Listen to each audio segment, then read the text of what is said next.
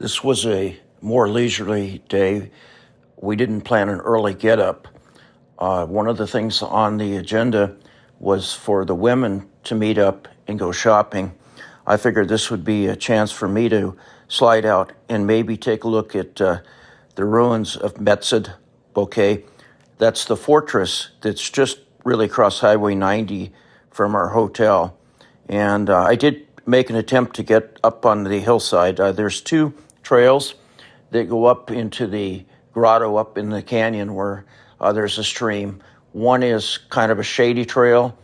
The other is a more steep climb. And I decided after attempting the steep climb that it probably wasn't a good idea carrying a camera, a tripod, and being by myself. One of the things that you have to watch is some of the ground there is hollow because there's water flowing underneath the ground and the surface can collapse on you. So it's really a good idea to check your footing. But anyway, I did make a small attempt to get up the hillside to get a bird's eye view of the whole surrounding Dead Sea area around Ein Bokek with the various hotels. I did kind of accompany the women as they started their shopping expedition. First thing we did was we walked down to the beach, and I have a little video. It wasn't particularly glamorous. If you're carrying a real digital SLR and a tripod, it's probably not good to get it all immersed in salt. So I didn't go into the waters of the Dead Sea. I've done that before.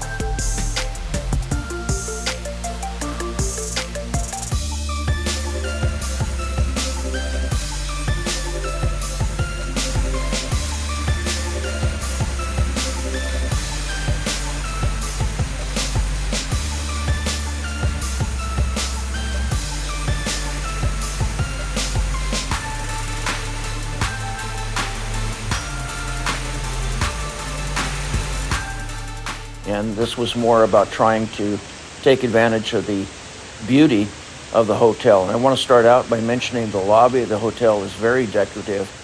It's designed to reproduce the area around Ein Bokek, the spring with the waterfalls, also the salt crystals that are prevalent along the seashore of the Dead Sea. That's all represented within the hotel.